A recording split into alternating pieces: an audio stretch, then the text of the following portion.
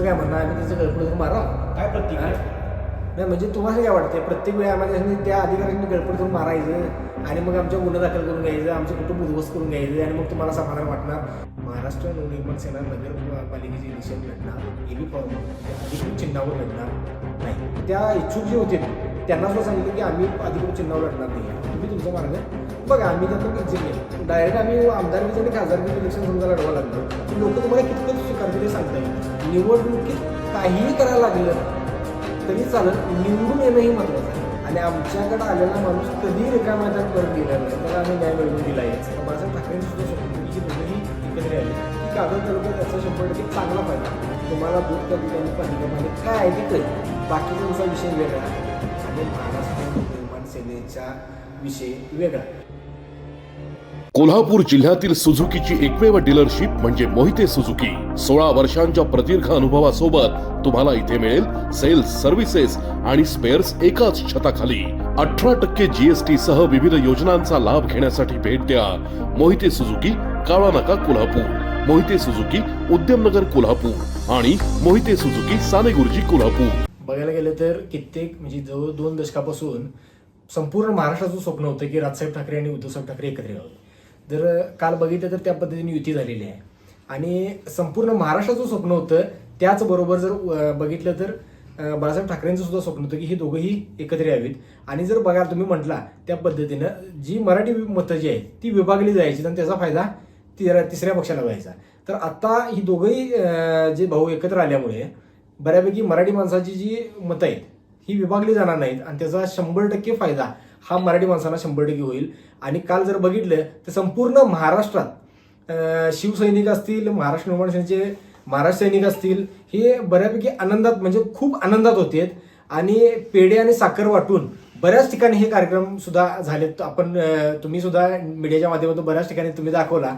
आज माझं सुद्धा मत हेच आहे की 100% कागल तालुक्यात याचा म्हणजे मी कागल तालुक्याचं काम करत असल्यामुळे मला एवढी 100% खात्री आहे की कागल तालुक्यात याचा 100% चांगला फायदा होईल. बघायला गेलं तर या निवडणुकी संदर्भात आम्ही आमच्या वरिष्ठांच्याकडे सांगितलं होतं की कागल नगरपालिकेवर आम्ही आमच्याकडे 4 उमेदवार आमचे होते आणि त्याच पद्धतीने जर बघितलं तर मुरगुड नगरपालिकेत आपले 2 उमेदवार आमचे इच्छुक होते. आम्ही ज्यावेळी हा प्रस्ताव वरिष्ठांना सांगितला त्या टायमाला आम्हाला असं निरोप आला की महाराष्ट्र नवनिर्माण सेना नगरपालिकेचे इलेक्शन लढणार एबी फॉर्म म्हणजे अधिकृत चिन्हावर लढणार नाही. त्यानंतर मी या विषयातून पाय घेतला. कारण त्याचं कारण असं होतं आम्हाला माहिती सुद्धा होतं की आम्ही आमदारकीच्या इलेक्शनला निवडून येणार नाही, तरी देखील कुठेतरी पक्षाचं चिन्ह आणि आम्ही घराघरात पोहोचेल आणि पक्षाचं चिन्ह घराघरापर्यंत पोहोचेल यामुळं आम्ही आमच्या घरचे पैसे लावून ही निवडणूक लढवली. आणि येणारी जी निवडणूक आहे त्याचा याच चिन्हामुळे येणाऱ्या निवडणुकीत बऱ्यापैकी आमच्या सगळ्या महाराष्ट्र सैनिकांना असेल फायदा होईल आणि त्यातून बऱ्यापैकी आमचे उमेदवार निवडून येतील अशी आम्हाला अपेक्षा होती, म्हणून आम्ही ती निवडणूक लढवली होती. पण विधानसभेनंतरची पहिलीच इलेक्शन जी नगरपालिकेची निवडणूक जी आहे तीच आमच्या पक्षाने लढली नसल्यामुळं आणि अधिकृत चिन्हावर ज्यावेळी लढणार नाही असं समजल्यानंतर मी त्यातनं काढता पाय घेतला. आणि बऱ्यापैकी तुमच्यापर्यंत मी माहिती आली असेल की मी म्हणजे तुम्ही बातम्या पण लावल्या की बाबा मी नाराज आहे वगैरे. नाराज फक्त व्हायचं कारण जे होतं की आम्ही घरचे पैसे लावून सुद्धा जर निवडणुका जर पक्ष लढणार नसेल तर मग एवढं सगळं करून उपयोग काय. त्यामुळं 100% आम्ही त्या इच्छुक जे होते त्यांना सुद्धा सांगितलं की आम्ही अधिकृत चिन्हावर लढणार नाही आहे, तुम्ही तुमचा मार्ग बघा. आम्ही त्यातनं एक्झिट घेतला. त्यामुळं बऱ्यापैकी आमच्या त्या पक्षातली सुद्धा जे पदाधिकारी आहेत ते दुसऱ्या पक्षात सुद्धा गेलेत आणि काही जणांनी तरी दुसऱ्या पक्षातून उमेदवारी अर्ज सुद्धा भरला. मुद्दा असा आहे कोल्हापूर जिल्हा हा जर बघायला तर आमचे जिल्हाध्यक्ष जे नेतृत्व करतात, पण माझ्याकडे जर बघायला गेलं तर कागल विधानसभा हे विधानसभेचं क्षेत्रही माझ्याकडे येत आहे. बऱ्यापैकी पंचायत समिती आणि जिल्हा परिषदेच्या परवाच आम्ही एकत्रित भेटलो होतो आमच्या पक्षातील सर्व पदाधिकारी. त्या दरम्यान काही इच्छुक उमेदवार सुद्धा आहेत. ज्यावेळी या आता इलेक्शन डिक्लेअर होतील ह्या आठवड्यात तर जे इच्छुक आहेत त्यांची आम्ही मुलाखती घेऊ, वर पक्षातील नेतृत्वाकडच्याकडे सगळे पाठवून देऊ आणि त्यांनी जे सांगतील त्या पद्धतीनं पुढच्या रणनीत्या ज्या आहेत त्या ठरतील आणि आम्ही जसं वरिष्ठ सांगतील त्याच पद्धतीने आम्ही इथं कागल तालुक्यात काम करू. नाही, मध्यंतरी ते मी नगरपालिकेच्या इलेक्शनमध्ये कुठेही दिसलो नाही का नाही, त्याच्यामुळे तो बऱ्यापैकी सोशल मीडियावर म्हणजे कंटिन्यू चालला. मी बघितलं ते, माझ्या निदर्शनात सुद्धा आलं, आमच्या पदाधिकाऱ्यांनी मला ते पाठवलं सुद्धा. पण विषय हाच होता की माझं असं म्हणणं आहे की आपण निवडणूक लढवायला पाहिजे, कारण की आपण कुठलेही NGO चालवत नाही, आपण एका राजकीय पक्षाचे पदाधिकारी आहोत आणि राजकीय पक्षाचं आपण काम करतो आणि राजकीय पक्षाने प्रत्येक निवडणूक लढली पाहिजे. डायरेक्ट आम्ही आमदारकीचे आणि खासदारकीचे इलेक्शन समजा लढवा लागलो तर लोक तुम्हाला कितपत स्वीकारतील हे सांगता येत नाही. पण जर बघितलं तर आपण स्थानिक स्वराज्य संस्था म्हणजे ग्रामपंचायतीपासून ते खासदारकीपर्यंत या सगळ्या इलेक्शन लढल्या पाहिजेत. निवडणूक हार जीत हा भाग नंतरचा, पण निवडणूक लढणं, निवडून कधी देणार आहेत? तुम्ही उभारलात तर निवडून द्या, बरोबर आहे की नाही? लोकांची इच्छा खूप आहे की आमच्याकडे जे काम करतं, आम्ही ज्यांची कामं केली आतापर्यंत त्यांची इच्छा आहे की बाबा तुमचा उमेदवार द्या, आम्ही मतदान करतो. पण शेवटी आम्ही ते उमेदवार नाही दिला तर निवडून कसे येणार, हा पण भाग आहे ना. त्यामुळे माझं स्पष्ट असं म्हणणं आहे की पक्षातील वरिष्ठांच्याकडे सुद्धा मी अशी मागणी केलेली आहे की बाबा आपण अजून सुद्धा लोकांच्या समस्या तरी 100% आम्ही सोडवतोच, पण इलेक्शन म्हणून, निवडणूक म्हणून आपण लक्ष देणं फार गरजेचं आहे. म्हणजे ग्रामपंचायतीपासून खासदारकीपर्यंतच्या सगळ्या इलेक्शन आम्ही लढवल्या पाहिजेत. मला काय वाटतं याच्यापेक्षा सगळ्यात महत्त्वाचं काय माहिती का, त्यांच्या पदाधिकाऱ्यांच्या त्यांना काय वाटते हे सुद्धा कधीतरी एकांतात एकदा चर्चा ऐका. कारण की मी बघितलेलं आहे, या दोन्ही पक्षाचे पदाधिकारी माझे चांगले मित्र आहेत, त्यामुळे त्यांच्याकडे सुद्धा आमच्यापर्यंत बऱ्याच बातम्या येतात.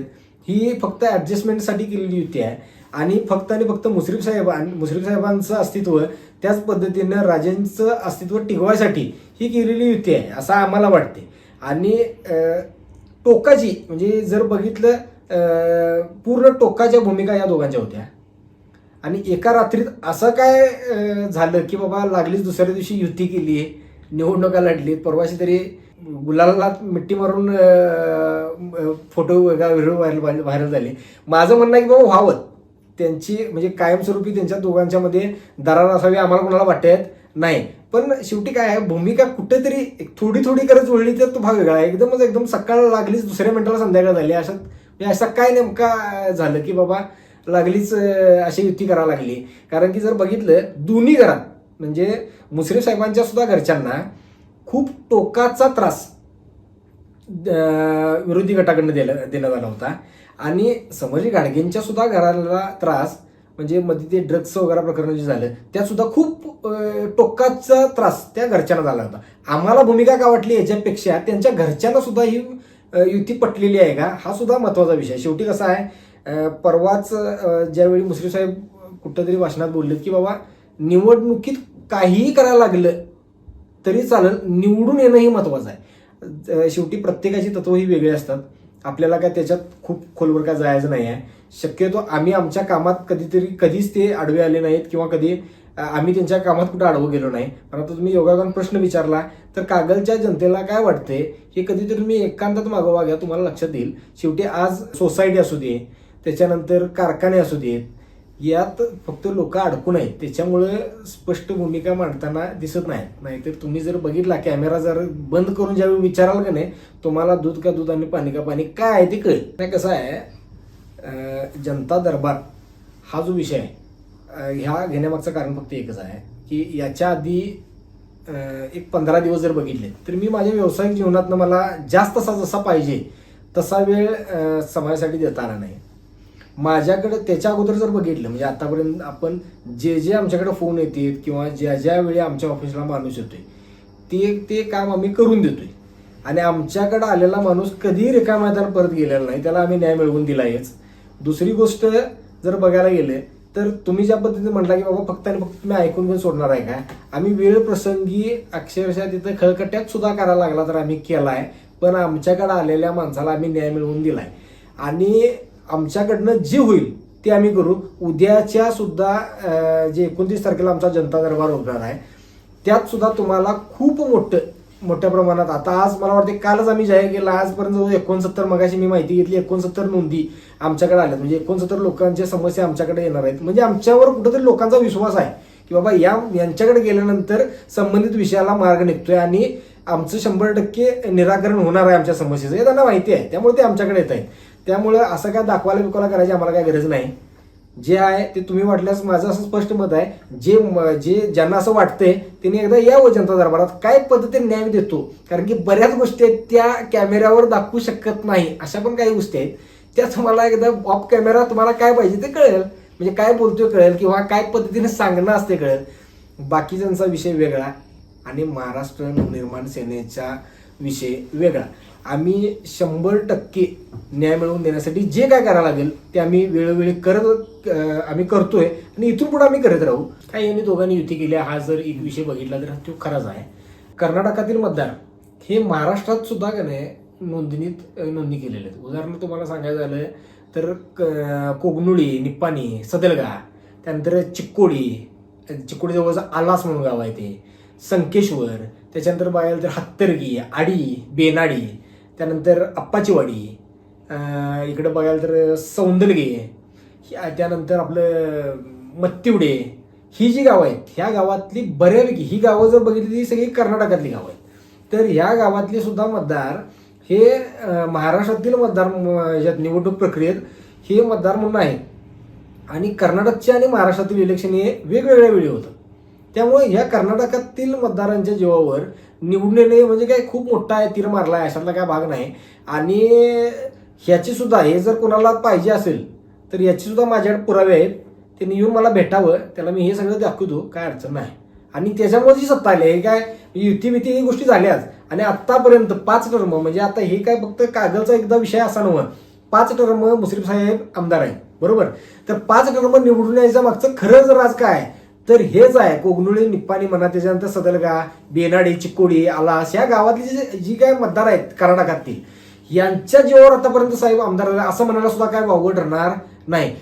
हा सुद्धा म्हणजे किती मतं निवडून येतात त्या मताचा आणि तेवढ्याच मतात मागच्या वेळेस जर बघितलं तर 29,000 जवळपास आमच्या माहितीप्रमाणे 29,000 मतदार ही कर्नाटकातील आमच्या इथे लावले. साहेब निवडून किती राहिले? 11,000 नाही. म्हणजे किती मतांना पडले त्याचा विचार तुम्ही करा की आता त्यात आम्ही काय बोलायचं. आता निवडून आल्यानंतर शेवटी लोकांचा कौल म्हणून सगळं स्वीकारलाच पाहिजे, पण त्याच्या मागची पार्श्वभूमी काय ही सुद्धा विचारात घ्यायला पाहिजे. त्यामुळे ते अशा गोष्टी होत राहणार. आणि अशातनं समजा जर गुलाल जर मिळवायचं असेल तर ती शेवटी मिळवणार, त्याला काय भाग नाही. आणि या संदर्भात सुद्धा आम्ही म्हणजे सगळ्याच पक्षांनी म्हणजे एकच म्हणत नाही, सगळ्या पक्षांनी याच्यावर ठोस भूमिका घ्यायला पाहिजे. तुमचं काय म्हणणं आहे? आम्ही त्याचं गळपड धरून मारा काय प्रतिक्रिया खरं नाही म्हणजे तुम्हाला काय वाटतंय? प्रत्येक वेळी आम्हाला त्या अधिकाऱ्यांनी गळपड धरून मारायचं आणि मग आमच्या गुन्हा दाखल करून घ्यायचं, आमचं कुटुंब उद्ध्वस्त करून घ्यायचं आणि मग तुम्हाला समाधान वाटणार.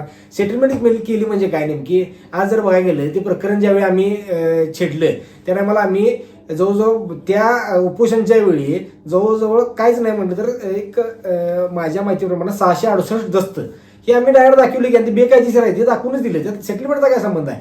बरं, त्यानंतर संबंधित त्या दुय्यम निबंधकाची बदली झाली. त्याच्यानंतर बघितलं तर त्याच्या विरोधात आम्ही काय बसलो असं वाटत असेल तर IGR ऑफिसला तुम्ही कुणी तुमच्यातल्या म्हणजे ज्यांना वाटतंय त्याने माहिती अधिकार टाकावा. आमचे कुठले अर्ज तिथं पडलेत ती माहिती घ्यावी आणि मग बोलावं. फालतू बोललं म्हणजे काय शानं म्हणत नाही. मुद्दा हाच आहे की आम्ही IGR ऑफिसला त्याची आता पाठपुरावा सुरू आहे. त्याची दांडी उठल्यानंतर सुद्धा याच ज्यांना वाटते की नाही आम्ही सेटलमेंट केली त्यांनी पण असं ज्या पद्धतीने ही जे गावगाव करा चालू आहे त्याची दांडी उठल्यानंतर म्हणजे ते नोकरीवर जे निलंबित होईल त्यावेळी सुद्धा असंच बोलायला तुम्ही सुरू करा किंवा हा सुद्धा मेसेज बऱ्यापैकी सगळ्यांच्यापर्यंत पोचवा. आणि महाराष्ट्र नवनिर्माण सेनेने आतापर्यंत कोणतंही आंदोलन हे म्हणजे मध्ये सोडलेलं नाही आहे. जेवढे काही विषय असतील, कामगारांचे विषय असतील, त्यानंतर आशा सेविकांचे विषय असतील, त्याच्यानंतर हे दुय्यम निबंधकाचा जो तुम्ही विषय सांगितला हा विषय असेल, मध्यंतरी टोलचा विषय तो असेल, चेकपोस्टचा विषय, कोणताही विषय आतापर्यंत असं बरेच विषय आहेत जे आम्ही कुठलाही विषय म्हणजे अर्धवट सोडलेला नाही. आमच्यावर अक्षरशः आम्ही बऱ्याच वेळी दूध उत्पादकांसाठी सुद्धा मोठ्या म्हणजे एकदम तीव्र आणि खळखट्याच्या भूमिका घेतल्यात. त्यात शेवटी आज काय बोलणाऱ्याला किंवा विरोध करणाऱ्याला घरात बसून विरोध करणं ही खूप सोपी गोष्ट आहे. ज्यावेळी ऑन ग्राउंड उतरून ज्यावेळी तुम्ही काम करताय त्यामुळे काम करणाऱ्याला काय वाटते एकदा खरोखर तुम्ही येऊन बघावं, तुम्हाला लक्षात येईल. सेटलमेंट ह्या गोष्टी एक ट्रोलिंग करायच्या गोष्टी झाल्या, आम्ही त्यांना भिकायला नाही असल्या गोष्टींना 100% सुरू आहे. आणि कुठलाच विषय महाराष्ट्र नवनिर्माण ना ही अर्धवट सोडत नाही. हे मी तुमच्या माध्यमातून सगळ्यांना ज्यांना काय डोक्यात काही वेगळे किडं पडलेत की नाही त्यांना सांगू इच्छितोय की आम्ही महाराष्ट्र नवनिर्माण सेनेच्या माध्यमातून एखादं लेटर दिलं आणि जर समजा एखाद्या वेळेस तुम्हाला वाटलं की बाबा शांत आहे तर तू शांत नसते. सगळ्याच गोष्टी आम्ही का तुम्हाला असं प्रत्येक वेळी फेसबुकच्या माध्यमातून, इन्स्टाच्या माध्यमातून, TV चॅनलच्या माध्यमातून सांगणं हे काय बरोबर वाटत नाही. त्यामुळं तुम्हाला एंड रिझल्ट येईल त्या टायमाला 100% कडक रिझल्ट असेल एवढंच सांगतो.